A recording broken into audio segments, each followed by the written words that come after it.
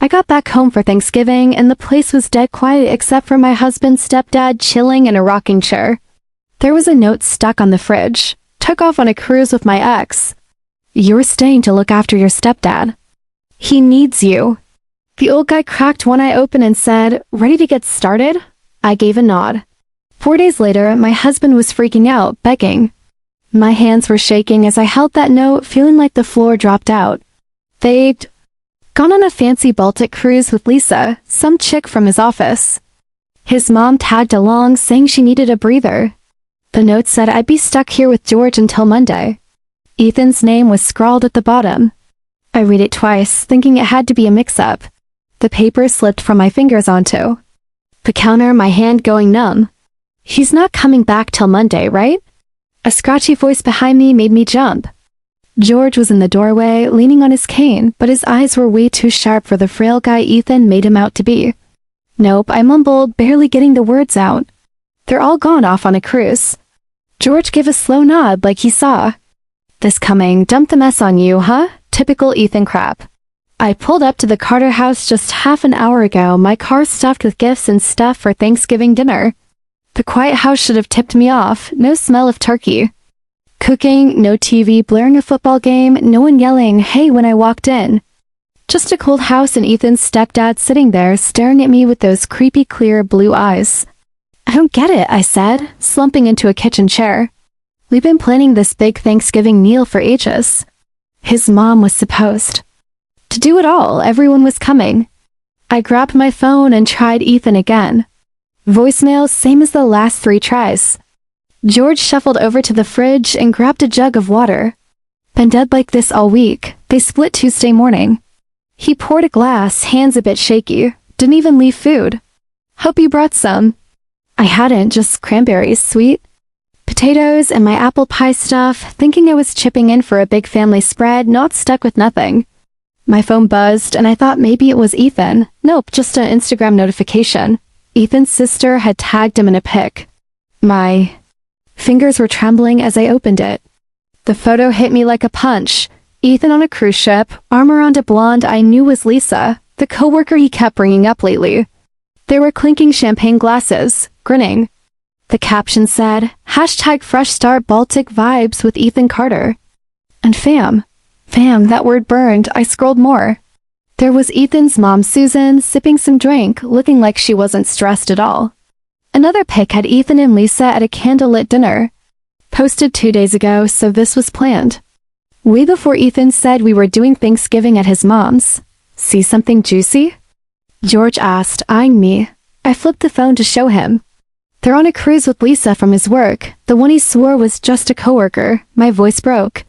They planned this while I was buying gifts and taking time off for a family Thanksgiving. George gave a grim nod.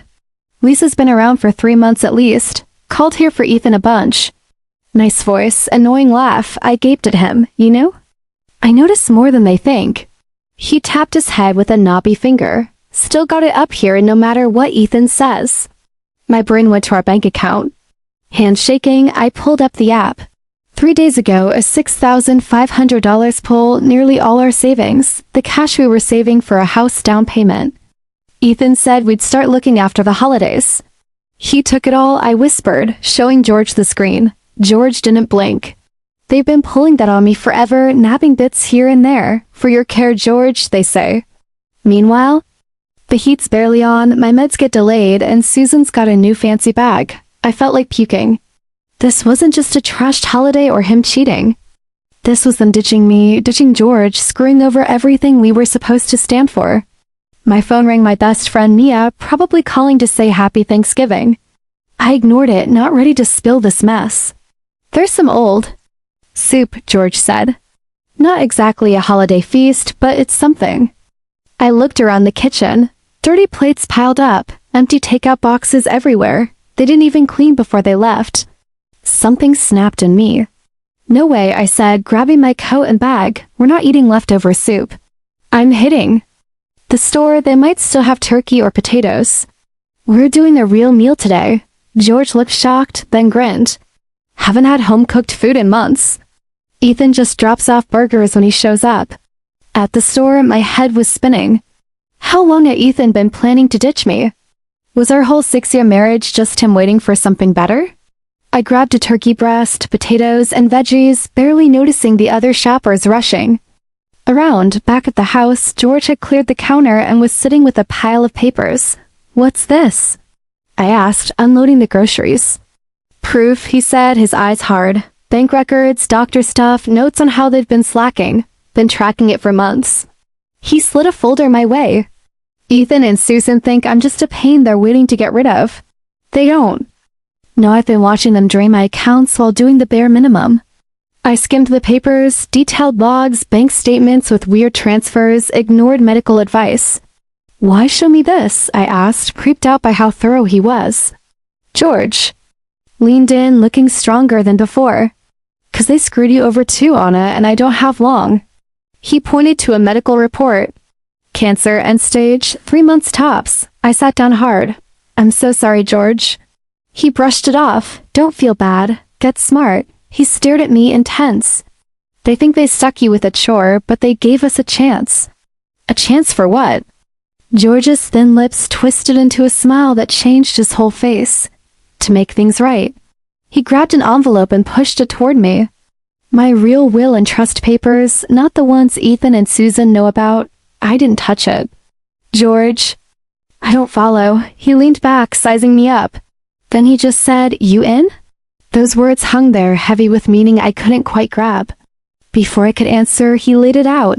Help him log their neglect and betrayal. Sort out his final stuff, and he'd make sure I was set financially after he was gone. The family that ditched us both would get nothing they expected. I stared at this guy I hardly knew, but suddenly felt tied to. We'd both been tossed aside by the same people. Outside, the afternoon light stretched across an empty driveway where a family should have been pulling in. Inside, something new was starting. "Yeah," I said, surprised by how sure I sounded. "Let's do this." "After we agreed, George." Slumped back, looking wiped. The buzz of our plan had kept him going, but now he looked rough. "You need rest," I said, seeing how pale he was. "I'll handle dinner." George shook his head. "Hold up, you gotta see something first." He got up, slow and shaky. "My medical stuff. You need to know what we're dealing with and how little time's left." He took me to a small room, once an office, now a makeshift bedroom. A hospital bed sat in one corner, but he wasn't using it. A twin bed against the wall had messy sheets. "Hate that thing," he said, pointing at the hospital bed. "Feels like I'm already done for." From a locked desk drawer, he pulled a thick folder marked medical and handed it over. "Pancreatic cancer," he said flat. "Stage 4. Found 3 months back." I flipped through, my gut twisting at the cold, hard words, doctor notes, treatment plans, scans showing a bad fight. 2 months, George added. "Maybe less now, it's moving fast." I looked up quick. "Ethan knows?" "Oh yeah. They all do." Susan was there when I got the news. 2 days later, he's whining about needing a break from me. He gave a bitter laugh. 66, acting like she's burned out while I'm dying at 75. That hit me hard. "They left you, knowing you had weeks left." "But that ain't the worst," George said, sitting on the bed's edge. "Check the meds list." I found the prescription pages, pain pills, nausea meds, digestion enzymes. "Look in the bathroom cabinet," he said. "Match it up." In the bathroom, I found a mess of pill bottles. Checking them against the papers, things didn't add up. The heavy pain meds were refilled twice per the labels, but the bottle was almost full. The pricey enzyme pills were half gone when they should have been nearly full. "They've been cutting corners," George said when I came back. 1 pill instead of 2, half the pain meds and the specialist visits. Susan called them too pricey. My hands shook as I put the papers back. "That's not just lazy, George, that's cruel. It's what happens when they see you as a problem, not a person." He pulled a small notebook from his pillow and gave it to me. "Been keeping tabs, missed meds, canceled appointments, cash gone from." My account for care stuff that never showed up. The notes blew me away, pages of dates, details, every screw-up logged. Even sick, George's brain was sharp. "Let me cook," I said, needing a second to think. "You gotta be starving." The kitchen was a joke. A couple soup cans, stale bread, sour milk. With my groceries, I whipped up turkey, potatoes. And green beans, not the big Thanksgiving I planned, but better than soup. As we ate at the little table, George looked at me. What's the deal with you and Ethan? When did you figure out he wasn't who you thought? The question threw me. I poked my food. It crept up, I said. When we met, Ethan was sweet, backed. My graphic design gigs, I had my own place, clients, friends. I stopped, seeing how much had changed. After we got hitched, he said I was a work from home to save cash. Made sense, but then my computer started acting up, software crashing. George nodded. Cutting you? Off, huh? Yeah, exactly. He'd say stuff clients like mine weren't worth my time, get weird about me hanging with friends late. He'd check my phone, saying he needed a contact. It's so obvious now. When my dad was passed last year and left me with him $40,000, Ethan said we should pool it in our joint account for our future. That was for our house deposit. The cash he blew on a cruise with some other woman, George said quiet. I dropped my fork, done eating. 6 years, and now I find out he's been planning to bail while spending our savings on his coworker. People like Ethan and Susan play people like it's a game, George said. I learned that too late with her. I was set. When we met, widowed, had a good chunk from my bank job. She was fun, pretty, and Ethan was a kid who seemed to need a dad. He sighed. After we married, things flipped. Bills piled up, always for some lifestyle we deserved. When I pushed back, I was the bad guy. Cheap, controlling, not all in for the family. Sounds like my life, I muttered. After dinner, George took me to his study, a tiny room Susan had turned into some yoga spot but still had his desk. Help with the picture, he said, pointing to a lame seascape on the wall. Behind it, no safe, just a loose board. He pulled out a waterproof case. My real money, he said, spreading out papers. Investments Susan didn't know about. A place in Oregon, offshore accounts from his banking days. I stared, shocked. It was big, over $5 million, totally out of their reach. Ethan and Susan have been skimming my regular accounts forever, George said. This they can't touch. I locked it down. He tapped a deed. This house? Not my name or Susan's. It's under a company I own. They think they're getting it. They're not. It's mine. Does Ethan know any of this? I asked, floored by the secret his stash. Not a clue. Even my lawyer said doesn't know it all, just my money guy in Denver, and he's tight-lipped. George's eyes had a fire I hadn't seen. I always knew Ethan's real deal. Like his mom, all smiles while picking your pocket. Never thought. He'd do it to his wife, though. Next morning, we got a visitor from Linda Harris, George's lawyer. A no-nonsense lady in her 50s with sharp eyes and gray hair like a steel trap. She showed up with a briefcase packed with legal stuff. So, you're the Dish daughter-in-law, she said, giving me a once-over. George called last night, said you're on his side. Over coffee, Linda broke it down what George was doing.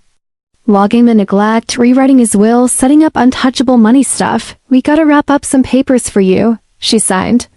Transfers needing witnesses, medical power stuff, final tweaks to the will. I offered to sort help George's evidence. Out. My design skills made me good at organizing digital stuff. Nice sorted, Linda said, nodded. We'll need it all neat when we tidy up they fight the will. That night, after Linda left with the signed papers, George and I sat in the living room. With an old photo album he grabbed off a shelf. Check this, he showed me, pointing to a picture of a young Ethan when he was a teen. Susan behind him, always whispering too in his ear. He flipped the page. Here's Ethan's dad, before they split. Look how sad he looks. Susan did that to him, same as Ethan's doing to you now. The album showed stuff I knew too well from my own marriage. Sneaky control, money tricks, life. Fake care that vanished when cash came up was involved. It's like watching my life play out, I whispered, feeling cold. George nodded, his eyes tired but understanding. That's why we gotta stop them now, before they screw over someone else. That moment, our team-up became more than just a deal. It was us, two people who got burned by the same family, fighting back together for justice. This ain't just about getting even payback, George said, shutting the album gently. It's about making things right. I squeezed his skinny hand tight. Yeah, for us, both of us. The next morning, I woke up feeling ready to move. George and I had stayed up late planning, and now it was time to make it happen. After checking on him, he was having a decent day despite everything. I made breakfast and listed our next steps. First, I said, pouring his tea, we gotta make it look like you're going downhill quick fast. George nodded, agreeing. Linda said her brother runs a medical supply place. He could help quietly. One call and Linda's brother David wasn't on board. By noon, he rolled up in a plain van with props, a fake oxygen tank that looked real, 4 stands, fake monitors with loose wires, and empty pill bottles with legit-looking labels. Medical show set up. David called it with a smirk grin as we turned George's room into a serious-looking sick room. Used to do props for TV shows, never thought I'd use them for real-life drama. With George calling the shots, I set up the gear. For maximum impact, the oxygen tank front and center, 4 stand by the bed, monitors on the nightstand. We swapped. I changed the sheets for hospital ones Linda sent, making it look totally real serious. Time for photos, I said, pulling out my phone. George got into bed, telling me how to make him look sick or worse. Shadows, he whispered, light from above makes my face look sunken hollow. He ditched his glasses and to mess up his eyes, messed his hair to look weak. Using some old theater makeup tricks from college, I played up his pale skin to look grim. The pics were wild. George looked like he was on his last legs. Way sick or worse than he really was, though that was bad enough already. Serious. Now you. Too, George said, directing. Gotta look wiped out, stressed. I wiped off my makeup off, messed up my hair up mess, and threw on a baggy sweater to look small and tired, worn out. George snapped pics photos of me pretending to sleep in a hard chair by his bed, others of me messing with fake meds, looking stressed, worried. Perfect, he said, checking the shots photos. Who's getting these? Ethan's sister Claire, I answered, replied. She's the only one who's texted to check on you since they left, based on your phone. I wrote a short text with the pics. George had a bad, rough night, fever spiked to at 104, doing what I can for his pain. We'll keep you posted. Straight up, but worried enough to spark guilt or at least get a reaction, curiosity. Claire replied in minutes fast. Poor sorry about Uncle George. Keep us posted. Got her hooked, George muttered when I showed him the response text. Next was the hard part, came my toughest act. I called Ethan's phone, knowing he wouldn't pick up answer, but his voicemail would get it record me. George started his phone's recorder to save my words side. Ethan, it's me again, I said, making my voice shaky with fake panic. George is getting worse quick, his breathing's bad. The hospice nurse is worried. Call me back soon, please. I paused a second, adding a wobble, trembling. I need you right now bad. I called a few more times, each one sounding more freaked out, desperate, all recorded, saved. Between calls them, I made up a fake medical log. Fever spikes, pain flares, breathing trouble, stuff like that, backdated some to look like it started before they even left for the cruise. You could have been in movies, Sarah, George said, checking the log. Call it a true-ish storytelling, I said with a tight, grim smile. Good stories need proof backup. Around 4 that afternoon, a knock interrupted us. Our planning was interrupted by a knock. An older lady stood there with a casserole dish-covered dish. I'm Betty Clark from next door, she said. Figured you'd need some food. Caring for George is a lot. I invited her inside in, thankful for the meal and the chance opportunity she gave us. Over coffee, Betty spilled all the tea dish dirt. Been watching this family forever, for years, she said, voice low like George, whispering quietly as if he might hear from his room, though he was napping, resting. How they treat that poor man. Your husband's no better than just like his mom. Sorry to say, no offense, none taken at all, I said, agreeing. I'm learning what I married into. She patted my hand arm. George was good to that boy Ethan, you know? Paid for his college, got him his first car, and Ethan? Off pays him back by boarding a cruise ship on vacation while his stepdad's dying fades away. I let my real anger show out. They left a note. Just told me to handle a deal with him. That's awful terrible, Betty said. The whole street's noticed, neighbors have seen it. Last month, when George fell outside in the yard, my husband Tom helped him up.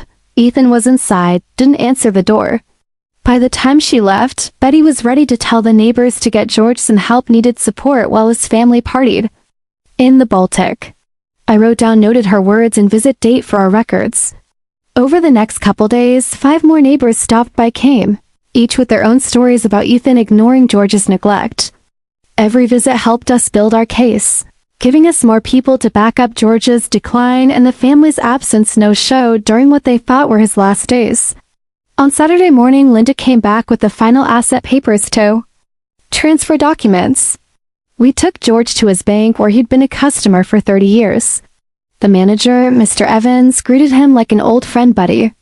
"George, good to see you out up," he said. "Feeling okay, all right?" "Tying up loose ends, Paul," George said, his voice weak on purpose, faked soft. "Mine's still good sharp, even if the body's not feeling." In the manager's office back room, George signed over his secret assets to trusts for me and elder care group's charities. Mr. Evans, lips sad as George's hand shook on the papers while signing. "Your stepson was here last week," he said casually. "Mentioned asking about your money accounts. I told him no access go without your okay approval." George gave a small thin smile. "Always scheming, planning, that kid boy. I remember when he cashed that check I gave for his graduation gift," Evans added. He recalled. "Didn't even say thank you, just complained it wasn't enough for the car he wanted his dream ride." Another piece of proof evidence, another witness to Ethan's true colors character. That night, as we checked our progress, reviewed things, George's phone lit up with a video call from Claire ringing. We jumped into action quick, setting up George in bed with medical gear stuff around. Him, fake oxygen tube in his nose. I roughed up my hair and pinched my cheeks to look stressed out for a tired look. When I answered, picked up, the camera showed me first, looking beat rough. "Anna, you look awful terrible," Claire gasped. "Is everything okay, all right?" Holding up on, I said, turning the phone to George.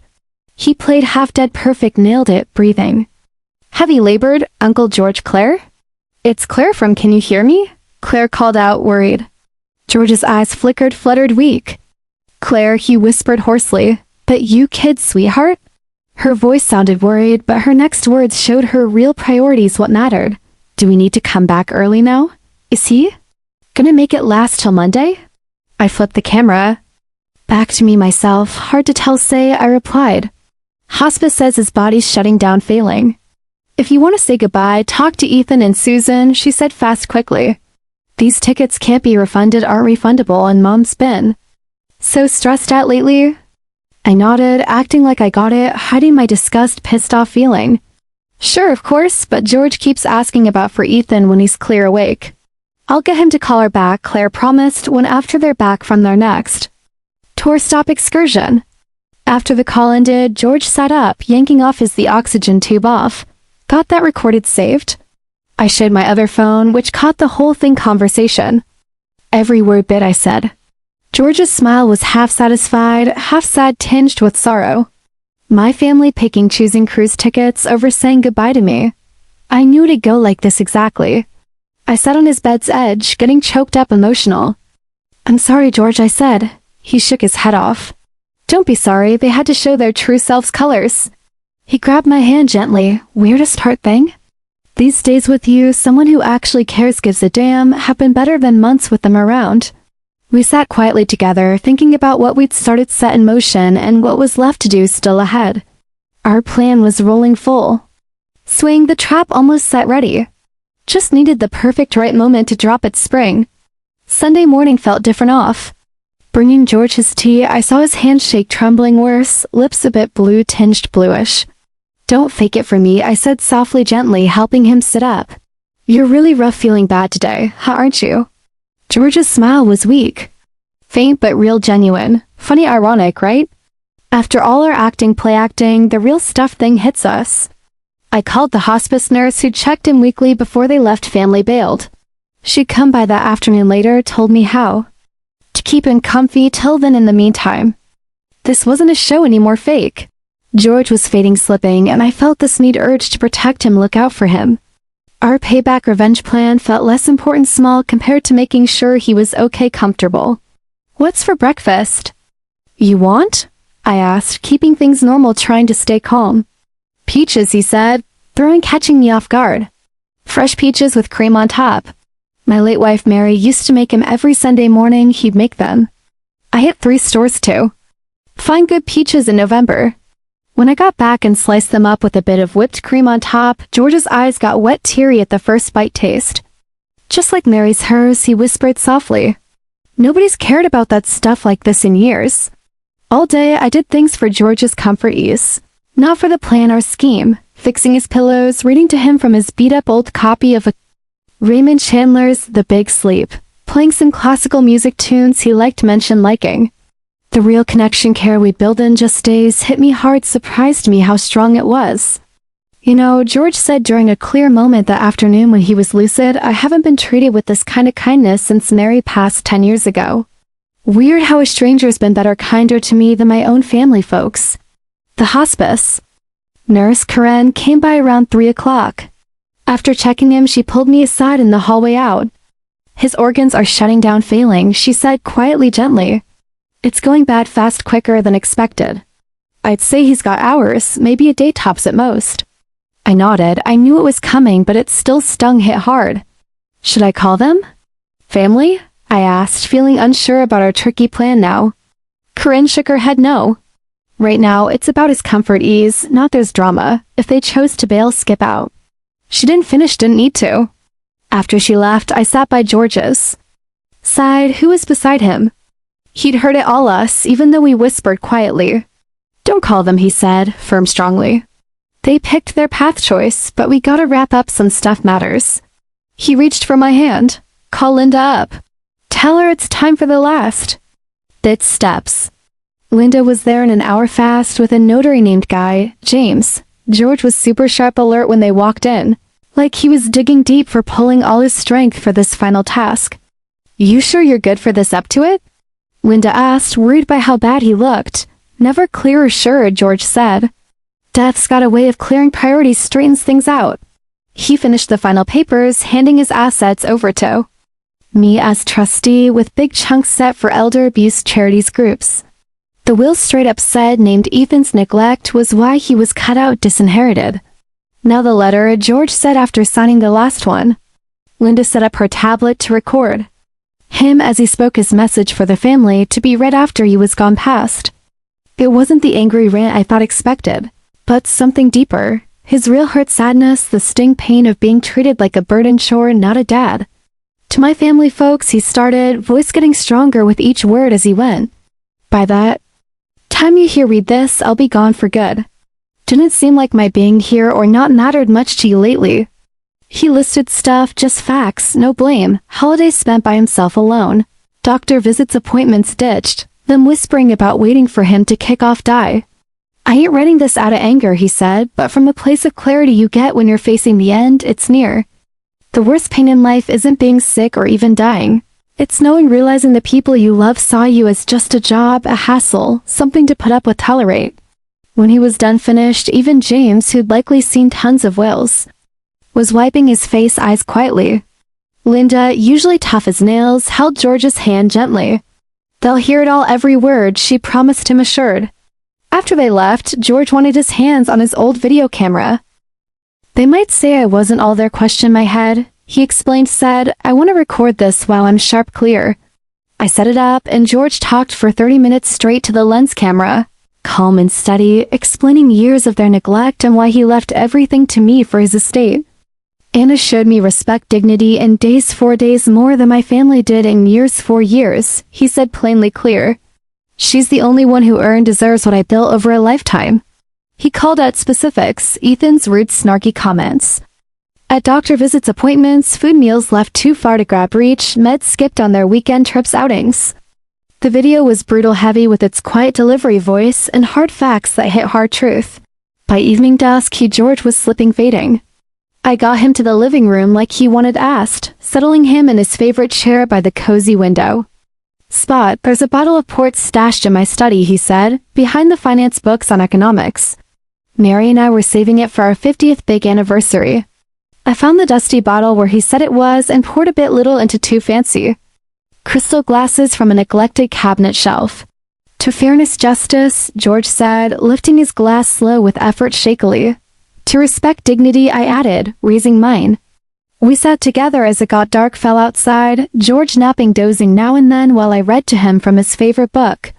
Novel. He talked a bit little about Mary sometimes, his early job days, trips they'd planned but never took made. Not once did he bring up, never mention Sarah or Susan or his mom. Around midnight late, his breathing changed, slower. I put the book down and just held his hand gently. No big drama scene, no last-second secrets, confessions, or anything. George just quietly slipped away, his hand getting cooling in mine as he stopped breathing, eased off. I sat still frozen, tears streaming running down my face. This guy I'd only known for 4 days somehow became so much big to me beyond our fight plan for justice. Helping him out, I found a strength and clear head I didn't know I had inside me possessed. At dawn first light, I called Kim, who came quick fast to confirm what I knew was true. She was surprised, shocked by how peaceful, calm George looked.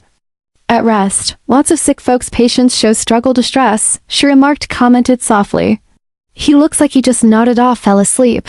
He did, I said quietly, softly, reading Chandler and sipping that 50-year-old port wine.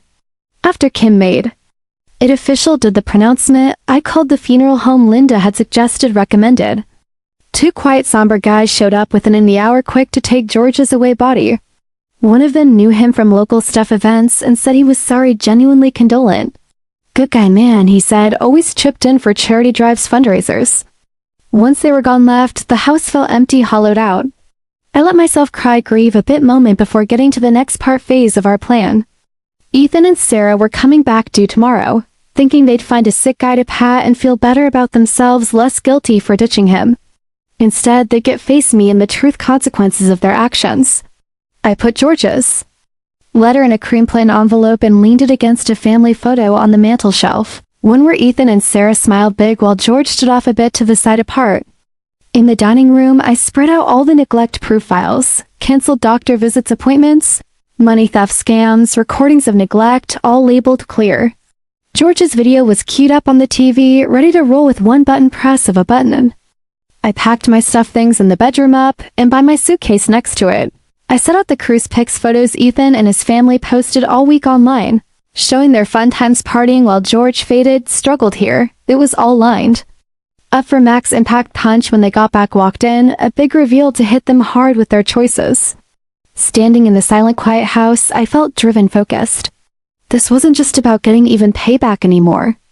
It was about righting a wrong, justice for a guy who deserved way better than what he got from the people who should have cared for him, most backed him. It's done, finished George, I said softly, quietly to the empty room space. They'll see what they threw away, lost. I spent Monday morning in a weird, calm state, waiting for the big moment inevitable.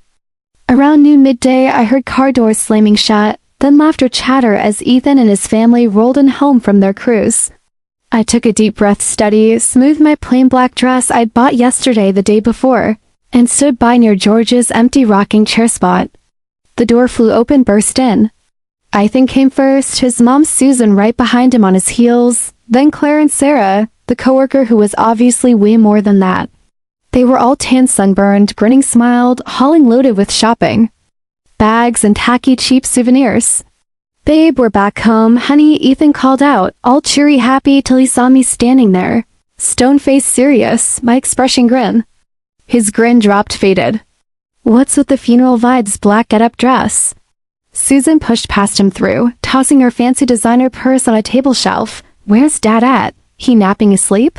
Her voice was like she was checking on a pet dog, not her dying man husband. George passed Saturday night away, I said low, quietly. He was at peace. Ethan's bags hit the floor with a thud.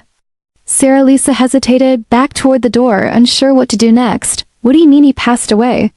Susan demanded, snapped, like I'd used the wrong word, screwed up. He went peaceful in his sleep quietly, around midnight late, I said, staying cool, keeping it together. Funeral was yesterday, quiet, lots of afternoon. Lots of neighbors showed up, came, plus George's old bank buddies, pals from work. Nice crowd, really good turnout. Ethan's face went from shock to disbelief, then to scheming, calculating fast. You did the funeral without us, his family-owned kin? I called you guys, I replied, said. Left tons of messages about him getting worse, declining. You didn't pick up, respond. Claire stepped up forward, her face white pale under her tan glow. I told you about that call, one call, Ethan, she said. She said Uncle George looked bad, really sick. Ethan brushed, waved her off, annoyed. This is crazy, unbelievable, we gotta sit down, figure this out. Yeah, we do agree, I said, waving to the living room where George's letter was waiting sat on the coffee table. They shuffled, filed, and quite silently sat down, nobody touching, daring to sit in George's rocking chair, like it was throwing shade, empty like a judgment. There's stuff you need to know here, I said, picking up the envelope. George left this letter for you to read when you got back home. Did he mess with his will up? Susan cut and asked bluntly, sharp. Is that what this about is? I looked her straight in the eyes, dead on. Maybe you should hear his words out first. I opened the letter and started reading George's message words aloud. His hurt sadness came through in my voice. Holidays spent by himself alone, doctor visits, appointments ditched, them whispering, gossiping about him, waiting for the old man to die, kick it. I watched their faces' reactions. Susan's went hard, defensive. Eyes narrowed tight. Ivan fidgeted, squirmed, avoiding, looked away from everyone's eyes gaze. Claire looked more and more uncomfortable, squirming. The worst pain in life, I said, isn't being sick or even dying. It's the knowing, realizing the people you love saw you as just a chore job, a burden, hassle, something to put up with, tolerate. When I was done, finished, the room was dead.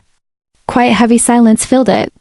Sarah Lisa stared at her feet, shoes, wishing to be gone anywhere else. Ethan finally coughed, cleared his throat, breaking it up.